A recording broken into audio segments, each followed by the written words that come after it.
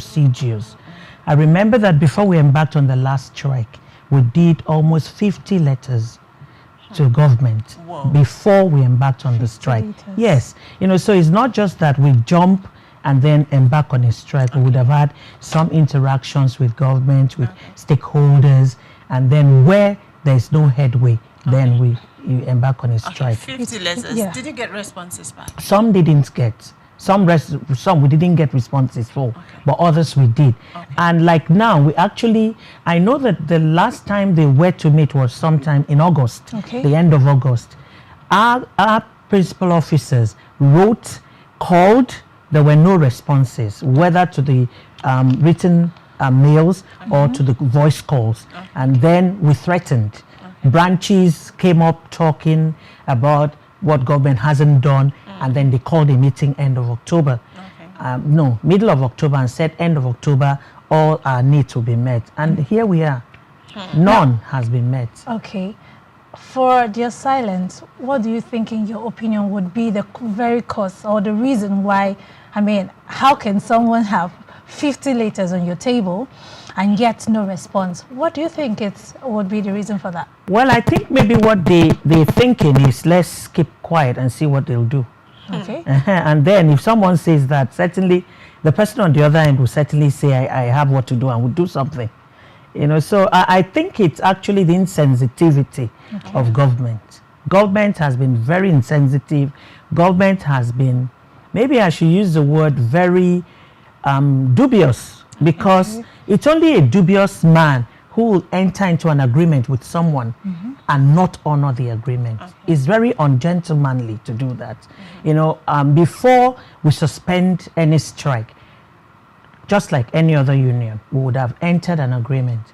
And one of such agreements was what we entered into in 2009.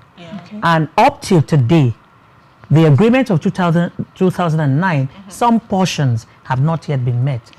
I listened to your report. Yes. One thing about it said... I just wanted to get to that now. Yes. Do you think this strike action is actually self-centered, just for the academic staff union of universities? Do you think it will benefit an average Nigerian student? Well, I don't know whether that question is sensitive to ask that, because it's only someone who's not seeing that will not know that strikes have yielded results for Nigeria totally, whether we're talking about parents or students or the polity called Nigeria. The various strikes ASUU have embarked on have brought about one thing or the other. If you walk into any university, whether state or federal, you'll find some insignia on the buildings, TED fund or needs assessment. These are all outcomes of strikes, which means that without strikes, I don't know what universities would be like today. If you go into what we call our main campus, you find buildings, and part of them were the outcome of the previous strikes. Assuming we had those monies still coming, imagine what the University of Uyo would look like if we had the revitalization fund come in another tranche. It was just once that it did come in, and then we could get those structures we got. So I want to talk about the report I heard. Go ahead. ASUU's struggles are not self-centered. ASUU is altruistic. What we place before us first is the good of Nigeria and Nigerians. Even our members are against us now, claiming that we should be talking about our welfare first and then think about other things later, like other unions do. But we tell them that the symbol that stands ASUU out from other unions is the fact that we think about others. So one thing stalled the renegotiation with the Babalakin-led government team, which essentially was that he talked about the increase in school fees from what you guys paid, what you paid, to 350 or 400,000. And also said the renegotiations cannot continue because if you peg fees at that amount, then the children of the poor will not have tertiary education. So if a group does that, I don't know Mm-hmm. if we can still ask the question, are you thinking about self or thinking about Nigerians? Let's look at it this way, about the effects of this strike. We understand that this strike is, geared toward a good of the nation and the union also. But we also see that this strike has an effect on students. Let's say when prolonged, a 4-year course becomes 6 years, 9 and all that. Now, what do you do when, what will ASUU do, or what do they do when they see that these strikes are going to prolong? What do they do? What plans do they make for the students of each university? I mean, they embark on the strike. What plan does ASUU make for students? Right. Yes. I think that the overall plan we make for students is to ensure that they have good learning environment. Okay. One thing on the strike agenda is what is called revitalization. Okay. Some years ago, ASUU cried out to the federal government. That was during the Goodluck Jonathan-led administration, that the state of tertiary institutions are awful. And then we painted a picture. He set out some group to come check, and when they came, they painted a gorier picture than ASUU painted. And then ASUU said, declare a state of emergency on the education sector for 5 years, just as we did, we are doing with the shock that COVID brought to us. We're all looking at the health sector. Declare a state of emergency on the education sector for 5 years. Plow in some money. And government agreed to plow in 220 billion to all the universities, both federal and state, for a period of 5 years. After doing this, we would have stabilized, the education sector, especially tertiary education. It was done just once. And if that once that was done, the face of every university has been lifted, imagine what would have happened. And then that was also to take care of laboratories, libraries, etc., hostels. I don't know if you guys stayed in the hostel. I have never stayed, whether primary, nursery, or tertiary. I've never stayed in the hostel. But I've been, at least I've had to be one of the caretakers of a certain hostel. I know the state that the hostels are in. So we think about students.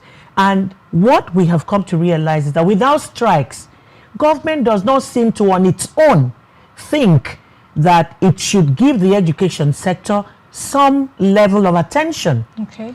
On the budget, education gets some very small percentage, which is not what's happening in other climes. Okay. Any nation that plays with its education sector does not go far, because that's where you train minds. Okay.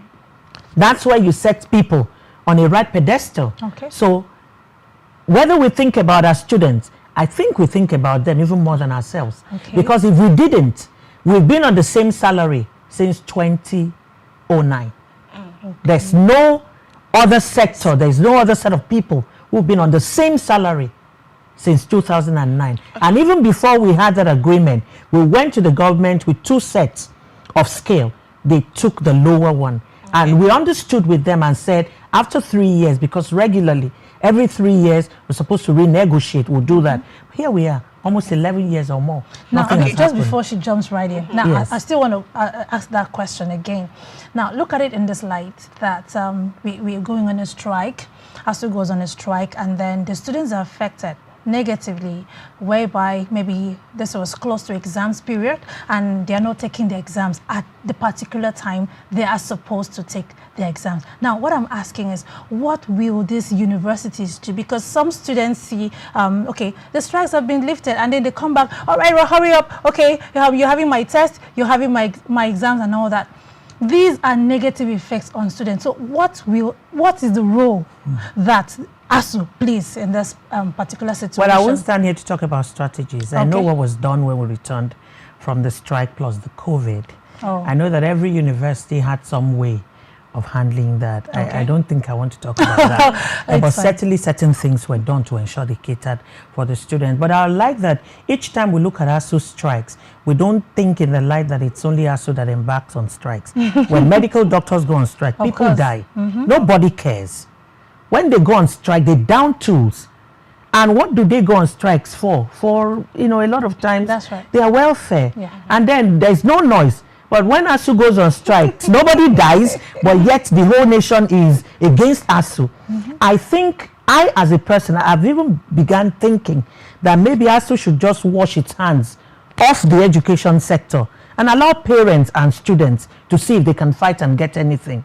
You know, because the moment you're on strike, ASUU is on the spotlight. Parents are against you. They see you in church, they stop you. In the marketplace, they stop you. As if you're the problem of the country. You know, as if you're the problem of the country. People take you as their enemies. Meanwhile, they fail to understand that this struggle is not just for us. That's right. It's not just about our welfare, but to ensure that, unlike what has happened to primary schools and public secondary schools, we don't want it to happen to public tertiary institutions. Right. I went to a primary school.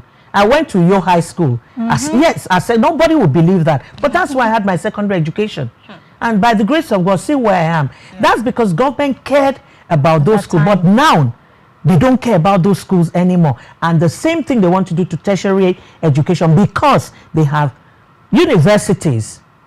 A lot of them have private universities with huge amounts of monies that the children of the poor may not be able to access. That's what ASUU is fighting against. Okay, now let me quickly ask you this. One of the demands by ASUU to have university transparency accountability solution. Now tell us more about that. That's what we call the UTAS. Okay. On the strike last year, the 9-month strike last year, when we started out, IPPIS wasn't part of it. Okay. But then the government came up with a directive stating that just like other MDAs, university staff must be on the integrated personnel and payroll systems, IPPIS. That wasn't the first time that actually came up. It did in the 1990s, did in the 2000s, and until we got here. And each time ASUU resisted. Why? Because one, it's an aspect of neo-colonialism. It's actually a Bretton Woods idea from the US. Okay. And nothing can be imputed onto that system here. Wow. Whatever needs to be done outside of here. And it doesn't match personnel and payroll adequately and properly, so that if you have any problem here in Uyo, you have to pay your way to Abuja to resolve it.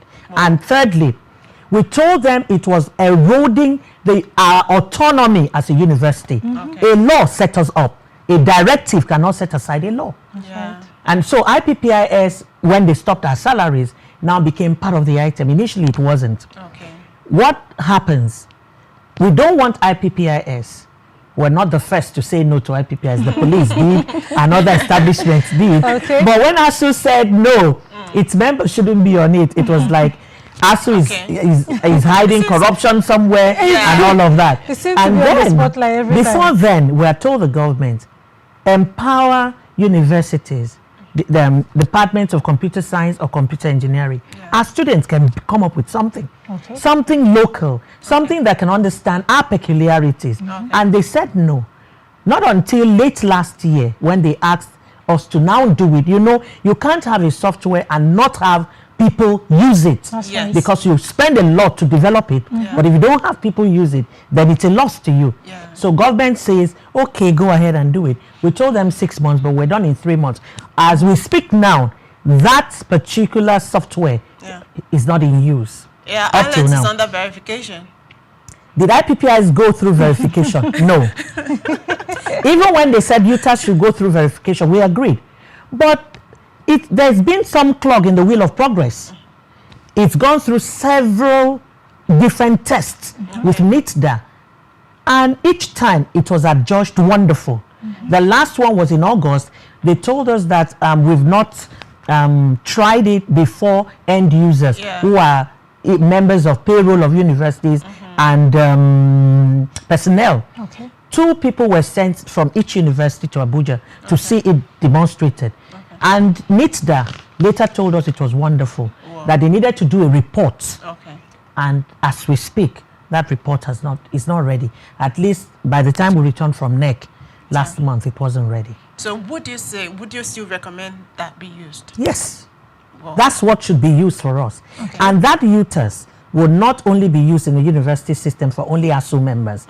All members of university, both teaching and non-teaching, colleges of education, polytechnics. Wow. It's a wonderful system which will cater for our peculiarities. For instance, IPPIS does not understand that unions negotiated with state governments to have the tax regimes they have. It doesn't understand that. IPPIS does not understand that I can be on sabbatical to another university. It doesn't understand that. When it sees that, it says it's double working and then will not pay you at all. So there are some peculiarities. It's just like maybe you're in the media house or outfit and you have dress allowance. That's our own dress allowance. They should allow it for us. After all, it's not even everybody that goes on I've seen 22.12 billion.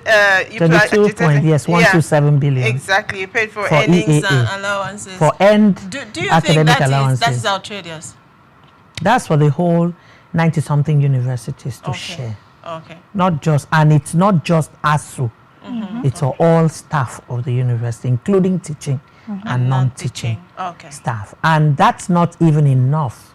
That 22.127 billion you've seen is what was actually put into the budget. The government says they're owing backlogs. They've not paid the tranche for this year. We have one more tranche for February next year. We're not talking about backlog.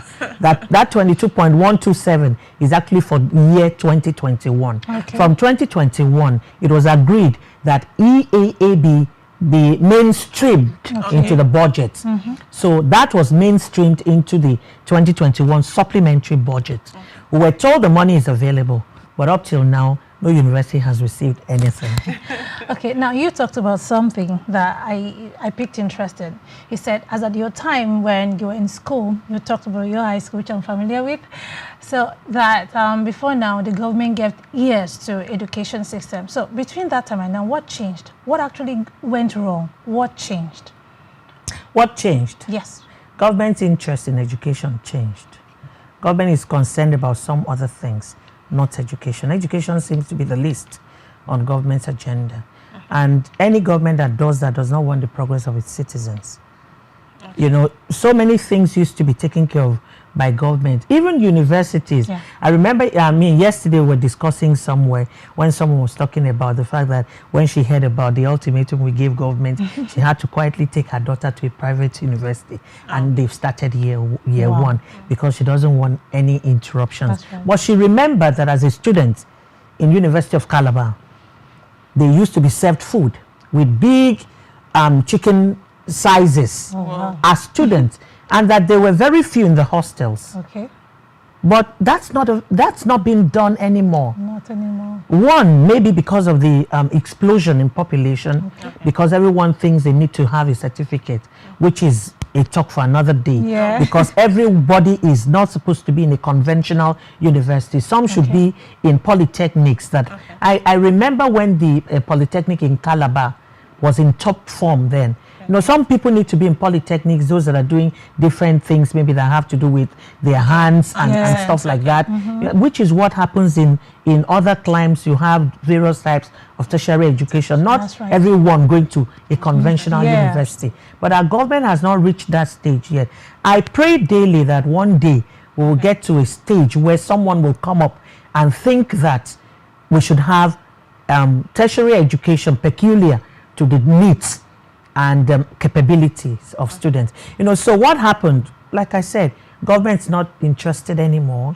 You know, that's why it turned now, out let me that jump way. right in. You talked about people going for maybe different tertiary institutions. You know, some students feel that if you come out from a polytechnic, that you are inferior to a student who come out from universities. How do you marry that? I think it's just because, I've said it, it's because of the fact that in this country, people look a lot more at paper, at certification, not at capability or capacity. That's just the problem we have. You may even have someone with a first class, and yet you have someone with a third class who may perform better if they are kept side by side, maybe in their chosen fields of endeavors. You know, so the over-dependence on paper, on certification, is actually where we have a problem. in this country. We'll come back on this conversation, but right about now, we'll be taking a short break. When we return, the conversation continues. Don't go, stay.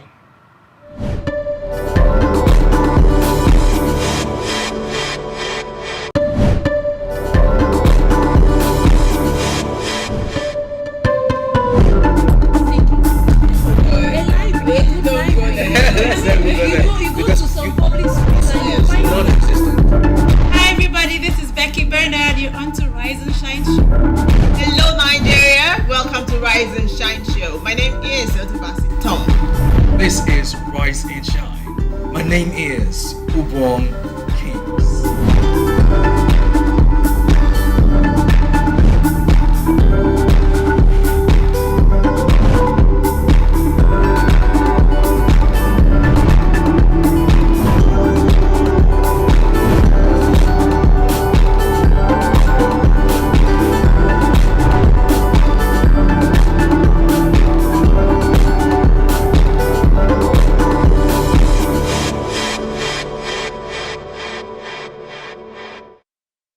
Back. Glad to know that you're still there, and this is Rise and Shine Daily. Today we've been talking to a doctor, a chairperson of ASUU, University of Uduk. They have given government 2 weeks ultimatum. 1 week is gone. 1 week is remaining. Now, I think the tension is high. What are we expecting? Parliamentary governments don't meet with these demands. Well, we gave government 3 weeks. Okay. I remember, 3 weeks, okay. yes, 3 weeks. I remember that we rose from the neck we had in Abuja late last month, and that Monday at the press conference, it was announced that we've given government 3 weeks. 2 weeks have rolled by, and 1 week left. Within the 3 weeks, what government has done, which we know about, is the fact that government has released needs assessment. Needs assessment is what we also call revitalization funds. That's part of the 1.1 trillion.